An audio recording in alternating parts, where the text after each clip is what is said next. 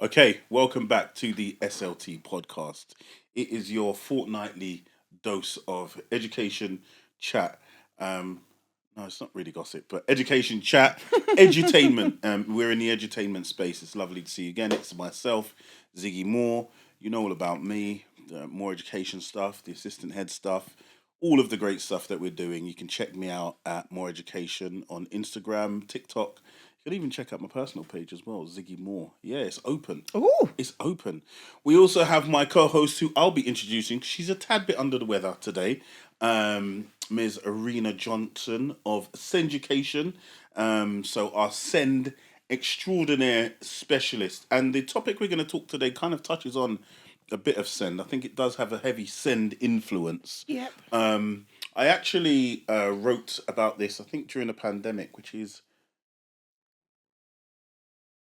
doesn't seem like that, does it? Yeah, I think 2000, 2001. We're going to be speaking about home educators, home educating your children. So this is going to be the bit that they caption. Home educators, are you? How should I say this? Are you destroying the lives of your children? All Oh right, this my is the bit that you're goodness going to gracious. capture. Home educators, are you destroying the futures of your children? Do this one more time. Home educators, are you destroying the lives of your children? Dun dun dun. So I've got my views on it, and I have quite strong views, and I'm actually not going to. I'm not gonna pet or powder, as they say Oh. today. I'm not. I'm gonna be straight direct. But we saw an article in the Times, and over to you, Miss Johnson, if you'd like to kind of just read the headline of the article in the Times, and we'll start from there. So the headline reads, "It's my job to check on 700 homeschool pupils. What I see is alarming. Some have nothing but a textbook. Others are left to doom scroll. A growing number of parents are gambling with their children's futures." What roughly summarize what the article? Well, I think that pretty much does summarize what the article is saying, doesn't it? Yes. So this person is an elective home education officer Okay. who, for those who don't know, essentially will go into a home to assess the provision that's been given to a child and say, yep, we're happy to sign off that you can electively homeschool your child, or no, actually, you need to register your child at a school. So essentially, she's saying that when she's doing these visits, some children have just been given a book. Their parents are nowhere to be seen. The provision is lacking, and that actually it's affecting young people's mental health, and that the numbers, like when she started a few years ago, the numbers have risen significantly. So before lockdown, 64,000 children were known to be home educated in England. 24 to 25, that had risen to 111,000 children. Yes, it's almost nearly doubled. Yeah. In the space of a very short amount of time. So yes, I know I'm seeing it more and more in a provision where things aren't working out, and a parent will just say, "Well, I'm going to be homeschooling my child." Yep. And you know what? Can I just kind of start off with your general? Because as I said, I've spoken about it. I did I think it was an article. It should be on my page on The Voice. I think like maybe a couple of years ago, speaking about it. So I've spoken about it before. I'd love to get your perspective on this upsurge in elective home education. What are your initial thoughts, before we kind of delve deeper? So my initial thoughts are, I think rightly or wrongly, lots of parents think that it's a better option than sending them children to a traditional school. And this isn't a criticism. I'm not sure that all parents and carers understand the implications prior to making that decision. I think sometimes they are put in a situation where they think this is actually the only option left for me and my child, so I'm going to take it, without thinking, okay, well, you are now essentially responsible for providing your child's education. But I do think that in a lot of instances, it's unfortunately as the knee-jerk Yeah. decision, born out of frustrations or like failed relationships with the current school. Quite a few reasons as to why there's such an increase. I I can see the pros and the cons of it. So the pros are I've seen it done ridiculously well. I've seen it done. You've got to remember, and I always, anytime we start off about this kind of home education conversation, I always start off by saying, for years and years and years, the aristocracy, the kings and queens of, you could just say Europe or around the world, were quote unquote home educated. It was only very recently, I think, like Charles, if I'm not mistaken, the current king, and I can be corrected in the comments, correct me in the comments, would have been the first monarch to have been educated, who'd gone to like quote unquote normal school. Okay. Elizabeth would have been educated at home, and her father and father before him. It would have been home educated. You'd have got a tutor to come round, and what it is that they would have taught you certain key lessons. Some of those lessons would have been on European monarchies, history. You would have definitely had to learn a few languages. So I know that the Queen was definitely fluent in French. And a few other, you'd have probably had to learn Latin and all of those things because it was preparing you for the life that you were going to live, or the life of service you were going to go and live. Argue in the comments, but I'm just giving you an example. Yeah. So the idea of home educated, especially from the aristocracy, what isn't anything new. So people are like, oh, that is negative. Like, it's something that's been done, but when it is done properly, oh my goodness, it is done so well.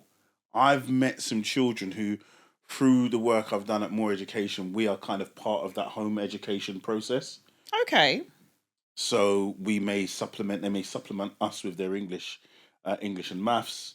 I was also, do you mind just passing me my phone there for a sec, please? Because I don't want to get this wrong, yeah? A good friend of mine does a moral philosophy class. Oh, nice. Yeah, does a moral philosophy class, and a lot of his students are elected home education. So that's like a class that he's put together for home educated students. And when I tell you, I was part of the class recently, and you had children who would have quote unquote been in year 8, and they're getting ready to do their GCSEs. Oh wow! Early, and they're articulate. Amazing. Yeah, they're articulate. Their questioning skills are amazing. I remember working with a family in Streatham. Two boys. This was just after lockdown. Oh my god, they were head, shoulders, knees, toes above everybody in that class because they weren't restricted by the curriculum. One of the things I hate teaching English, I don't know if you've ever done this, if you've ever done any tutoring or anything like that, and let's say you're doing literature. So in literature, I'm not sure if you're aware, you'll do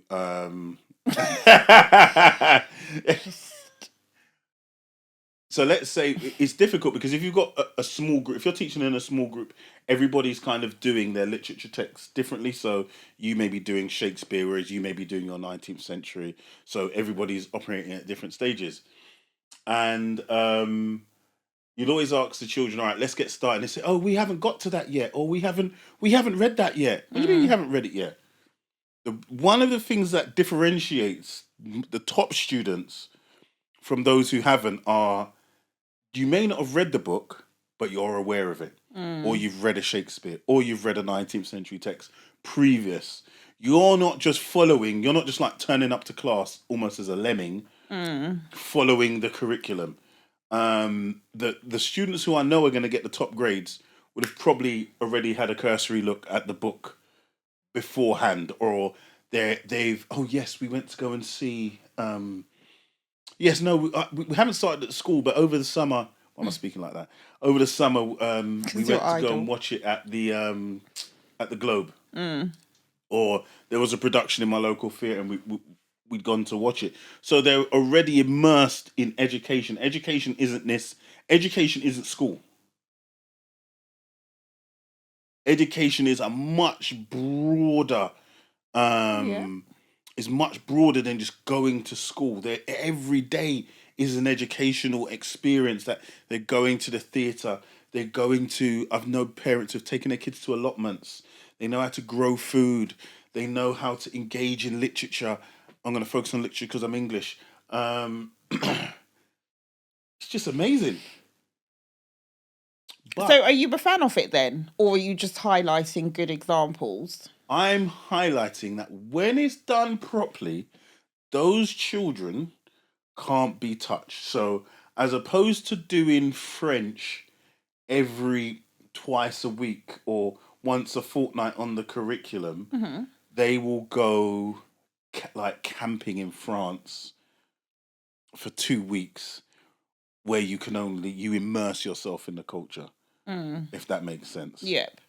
Yeah, or they'll say, okay, we're going to France and we're going to look at something like, we're going to go to the Louvre, we're going to go to this, but you can only speak French Yep. while you're there, and there's a fine or something. And I've heard things like that, and you've got kids, especially when they're young, they can pick up on languages so quickly. But the capacity to do that as a parent, the commitment that you have to make is, in essence, when it's done well, that's your job. Oh, yeah, absolutely. Which is no mean feat, because I'm sure that lots of parents across the land will agree with me that a stint of homeschooling during the pandemic was beyond eye-opening. Oh, my goodness. And it's so interesting when you are a teacher and that is your bread and butter. But there's something about teaching your own children that it's just not the same as your school children. It's not the same. My goodness. Well, go on, elaborate. What do you mean? So, Where you find out that you're picking at my dunce? What is it? no, not at all. My children are not done. What I find is that I'll speak for my own children. Like, they just didn't rate me. They were like, "That's not how Miss teaches us." And I'm like, "Well, no, but this is how you." So I remember specifically, I was teaching long division, but because Miss Mullen didn't teach it that way, my way was absolute ridiculous. Yeah.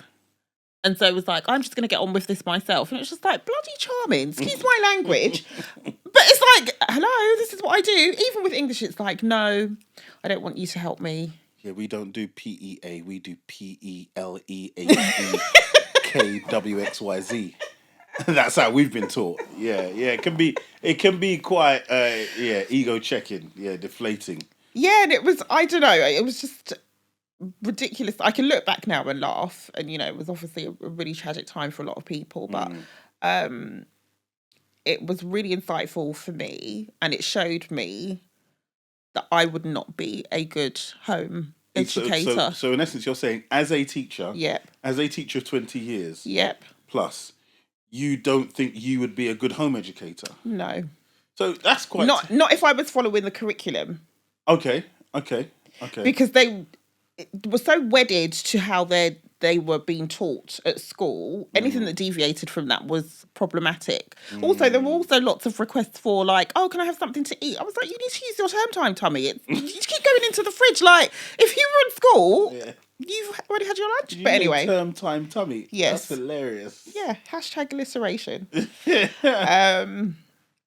But yeah, no, I take my hat off to primary school teachers, because one was in primary school, and the content that they teach, I'm just like, I couldn't do this full time.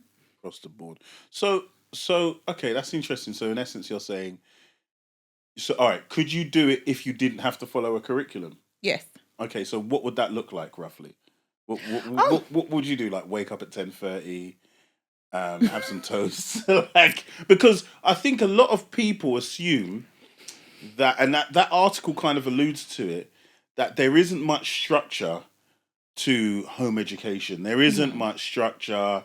You're kind of at home, sailing by the seam of your pants kind of thing, waking up, like every day's a duvet day. So if you were to do the home education thing, what would it roughly look like? I know we're waking up late. There's no way we're waking up at like 7. I know that for sure. No, but the day would start at 9. I would still make the day start at 9, but obviously you don't have, the travelling. But I think I would do it like it would be thematic, like for the day. So we wouldn't do like say maths in the morning and then a bit of history. Like if we're doing history, we would go out to, I don't know, Box Hill or Leith Hill or something and do like a project. It would be project based. It would be project based. Yeah. Okay. So that's some tips for you home educators. If you are going to do it, take it from somebody of experience. Now I'm going to... Who said that they wouldn't be good at electively home educating their children? But anyway, thanks.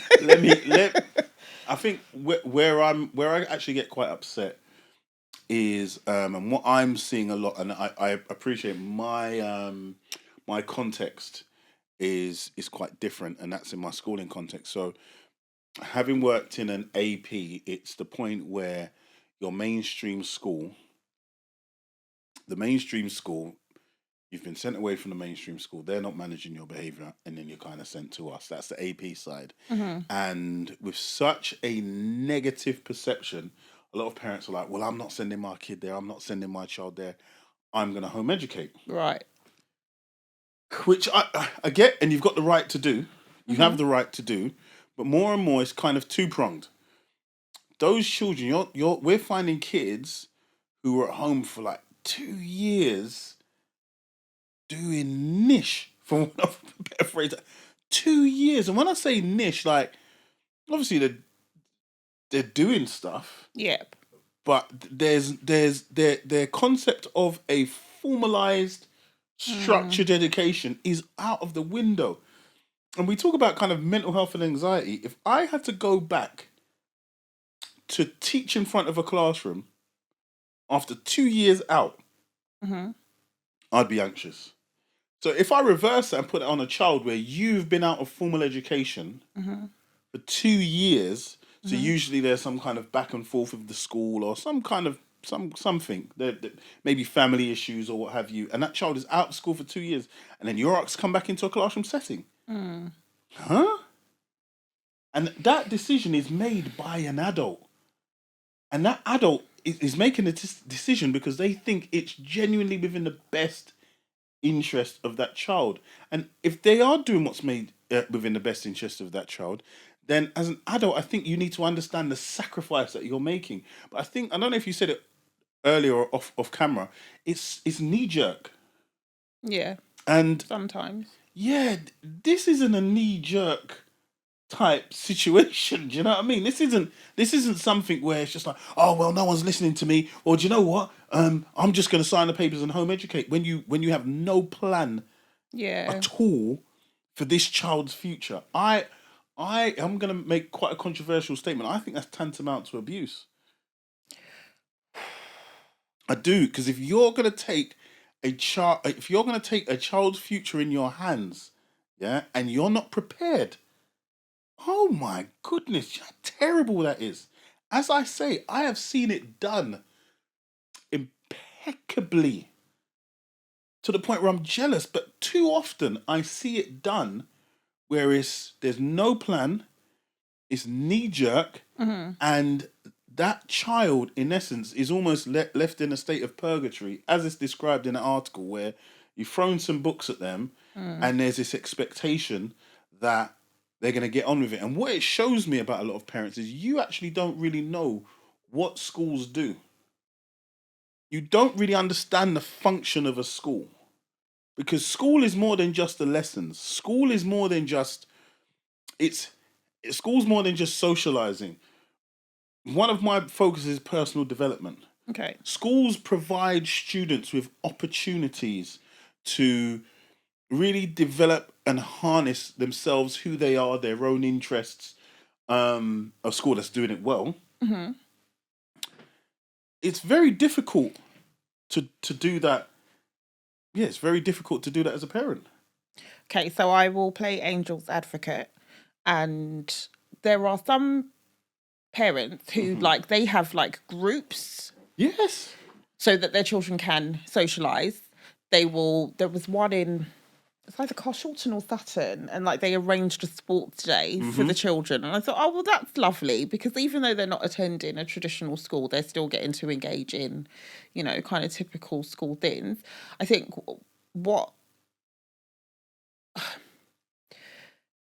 the knee-jerk thing, sometimes I can understand why the decision is made to say, well, I'm not sending my child to school. Like if a child is being bullied and the parent feels like, actually, for the safety and welfare of my child, Yes. I'm not sending them back,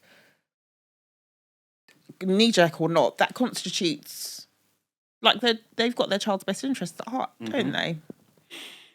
Yes, no, I do understand. I get that. And I was kind of thinking that because I have seen circumstances where bullying is a big thing. It's kind of top of the list, and you kind of...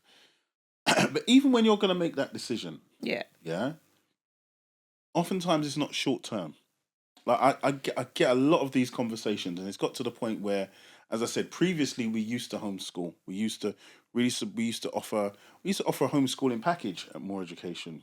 Okay. Yeah, we don't really have the facilities for it anymore, and if we did, I wouldn't do it, because I realised you've got almost two types of parents. You've got the proactive parents, and you've got the reactive parents, and this is what I said in that Voice article. Yeah. The proactive parents are a pleasure to work with. You can really sit down and kind of discuss what they're looking for. You can almost work together around what the curriculum looks like, how it would suit their children. Then you've got kind of the reactive parents. Those kids, a lot of those children, they don't want to be there. Okay. They don't want to be in your... It's not a thing where, you know what, I don't think school's right for me. Let's sit down and have a chat. Hey, Danny, how are you? How's school going? Not very well, you know. Okay. Should we explore some options? Possibly. Okay, let's sit down and discuss. Nah, what's happened is there's behavioural concerns at school. Yep. There's more than likely behavioural concerns at school. It's got to the point, and let me be very clear, this is what happened to me in primary school, yeah? Where they've turned around to the parent and you're like, listen, this ain't going to work out. So it may be you pull your child before they're permanently excluded. That's off-rolling. That's not allowed. No. Perhaps in your day. In my day. In my day, this is what happened. That's not allowed. You with me? No, so the child may be permanently excluded, and you say, listen, child's going to be... Before the child is permanently excluded, you withdraw the child so it's not on their record, with the hope of finding something else. That's what happened to me. Yeah, I understand that. And I'm saying, just to be clear, schools should not be encouraging parents to do that. No. Schools aren't... The parent makes that decision. So the parent can see this is what's happened. That's what happened to me. I was told, I think it's best that my mum was told, find some alternate options before the worst happens. That was in the 80s, the good old days. But now I think parents are making the decisions before things happen. And they don't really know. I think they assume to get your child into another school is pretty easy. But one of the things I've said, and I've said this from an employment perspective as well, yeah? I've said this from an employment perspective, and I'm now saying this from a parent's perspective, yeah? All the head teachers know each other. Mostly. No, listen, they all... What do you mean mostly? In London, yeah? With things like LinkedIn and... like all of these, I think a few episodes ago we were talking about like the networking, They all know each other. So if we get an out of year admissions, if a school gets an out of year admissions from a child, yeah, it's one WhatsApp message or one text message like blah blah blah. Your child's not getting in. Like, can I just be honest with you? So whatever theories and ideas that parents may have where, you know what, I'm going to pull my child from that school with the hope of getting them into that school by doing, I don't know, maybe an out-of-year submission, out-of-year admissions or whatever, unless you have someone in the school, which is what I've done and put my neck on the line several times, yeah, to help young people, and it usually doesn't work. usually doesn't work out. You know, I'm. No, I just think you're painting this picture that it's all a bit cloak and dagger between head teachers. That they're like messaging each other to say like, "Oh, do you want this child? No, thanks." The child doesn't have anywhere to go. It can't be like that across the board. It's not cloak and dagger. It's quite natural in many circumstances where in many business fields, if you're watching this from any business fields and you understand the inner workings of your companies or so on and so forth, if you're in an industry and you're moving from one big bank to another big bank, they all know each other. Yes. So if you get a CV that comes across your thing, I'm like, oh, you used to work at JP Morgan. Oh, what? Oh, yes. Yeah, so you would have worked with such and such. Okay, yeah, cool. Oh, you were in such and such chambers. Oh, yeah, Fingerbob's in that chambers. Yeah, I did my LLP or whatever. Oh, okay, yeah, cool. Am I lying? No, you're not lying. I'm saying that I don't necessarily agree that should be the same principle that is applied for children and young people. Okay, that's not... the skill set that you need to work at JP or Deloitte or Pricewaterhouse is different. Like you're showcasing your skill set, to get your foot through the door. If you've got an 11-year-old who, for whatever reason, it didn't work out at school A, I don't think it's fair then that school B and C are saying no because the head of school A is saying like, no, you don't want this kid on your books. Right, hold on. I think you're mistaken what I'm saying. I hope so. I'm not saying that it's fair or not fair. I'm just telling you how it works. Well, hold outrageous. on. Yeah, it's outrageous. Yeah, okay. I'm just trying to tell if you're a parent or so on and so forth. Maybe I'm going to get a load of executive heads and this, that, and the other. Maybe I've just killed all of my opportunities to move up. But if we're going to be stone cold honest and it's being human, I'm kind of saying this more so to parents, yeah? Please don't be any under illusion. The best thing you can probably do is work with the school for a managed move, yeah? The best thing you can do is probably have a real honest conversation with the deputy head when it comes to a point, and this is why I'm saying being proactive and being proactive and practical as opposed to being reactive and often emotional. Yeah, where you're reacting and go, well, I'm just going to pull my kid from the school and I'm going to do it on my... What I'm saying is, you do that. Let me tell you what's happening, like, behind closed doors. What the best thing you could probably do, as opposed to going down where you're being reactive, pulling your child from school, not necessarily having a plan in place for that child, and that child being out of school for like 2 years. Yeah. Is to work with the school, have a discussion, right, it's not really working out. Is a managed move on the cards? You with me? Yeah, managed moves on the cards, all right. Then schools do it's like January transfer window, yeah? Like they do each other favours, all right, listen, take this child, 6 to 12 weeks, they'll dual reg them. Oh, when they're directed off-site? Yeah. Or no, not even off-site. It might be like a managed move between the two schools, see how it gets on at this school, blah, blah, blah, blah, blah. Yep. That's probably a better bet. But this reactive of just pulling your child out and to get them back into the system once you've done that, because what it is they're still on roll at that old school, but you refuse to deal with their old school. Yep.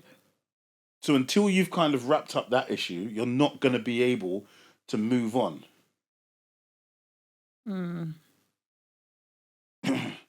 So, just to kind of not to rant or anything, I'm very, very skeptical. Going back to my more education of when I speak to parents and they're like, oh yeah, like I pulled a child from school. Okay, what led you to that? And outside of like bullying and real well-being issues, but it's kind of stuff around kind of how you felt or what your feelings were. I didn't feel it was right for, huh? That's wild. And now the kid's going to be out for 2 years. Yeah. And this is their future. This is their future. It's going to be very, very, very difficult. Figures released recently, like we've got the highest rate of employment in this country. NEET's not employment in education amongst specific groups between 16 and 25 is wild. Yeah. It's going through the roof. So So the likelihood of your child being not in employment, education, or training, unless you've put a plan in place, is crazy. I'm just gonna I'm gonna kind of wrap up because you know everyone's gonna say I'm negative, isn't it? Is that what people are going to say? I don't know. I saw this thing on my favorite app called TikTok, yeah, and it was of this, and I'm gonna shout him out. I had it here. I'm gonna shout him out. It was of a father and son who their account's called. I'm gonna shout it out. It's called Cowdrey Family, yeah, on TikTok. Cowdrey Family, and if I'm gonna say if it's gonna be done, this to me is how you do it. Father and son. The father said he's recently made unemployed. Yep. You've got his son was a school refuser. You may correct me if I've got it wrong, but and we've got a lot of school refusers since COVID as well.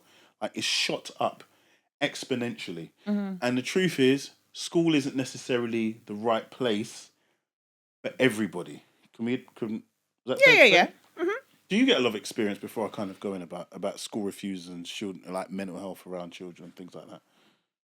Yeah, so I think the young people that I've worked with, they have had quite traumatic school experiences, and they've already been at 3 or 4 settings before we crossed paths. And so, by that point, they were just completely disengaged, didn't have any regard for people in authority, and it took a lot to undo the damage that had been done. But I think, and I won't go into it, but it always saddens me that with special needs, I'm sure I said this to you before, like I did an inset once, and when you think of something special, like it induces you, doesn't it? Yeah. But special needs is just like got this cloud, and a lot of people, Heaviness, a lot of people operate from a kind of deficit model. Like they focus on what the child can't do or what they struggle with. But when you flip the narrative and you focus on what they are good at, that is such a turning point. And so we were able to unravel that resistance to come into school by getting them on, like vocational pathways or getting them to do culinary arts, because that's where their talents were able to shine through. And it wasn't always a case of like, oh, you'll be put in bottom set. It was like, no, actually, you can be a student leader because you can show the younger children this is how you do X, Y, and Z. And I don't want to be dismissive. I know that there's a lot of young people who are suffering out there. One thing I just don't think keeping them at home is the best solution in a reactive standpoint. And as you said, finding out what they're good at, and kind of honing in on that is the key. I'm going to go back to this family. Yeah, so his dad, he said he was made unemployed. He was having issues with his son going to school. They both were fighting against the system. So what they decided to do is start up a maintenance, like a garden maintenance business. Him and his son. Now, I personally think, and he spoke about going to the I don't want to say the Board of Education, but the elective home education people, and getting an employment like pass for his son to be employed as part of his company. Okay. And they go around, they get work to come do your garden, so on and so forth. They jet hose your drive and all those things. Now, for me, if that child can get maybe functional skills in maths and English, start this business, and somewhere along the line, as being part of this business, can become qualified in what he's. Oh my goodness! How old is the child? Do you know? No, he doesn't say, but just Okay. from looking at him, he looks like Key Stage 4, Year 10, Year 11. Okay. Yeah, that is a really good example. I think and somebody will need to correct me. I don't know that parents actually have a duty to make sure that their children acquire qualifications, Yeah? Yeah. I think it's Section 7 Someone will correct you in that. Of the education, please do, because Yeah. I'm struggling today. Parents have to show that they can provide an education for the aptitude, age, and ability of their child. But I don't necessarily think that that equates to qualifications. But the young man that you're talking about here, yeah, that would be amazing. Yeah, I'm just saying as a pathway for him, but I think that's an example of where a parent has committed. And it's about, I think it's where it has fully committed to the cause of home education. Because if you're having educators in this room who are saying, "Yeah, I don't know if I'd be able to do that," do you know what I mean?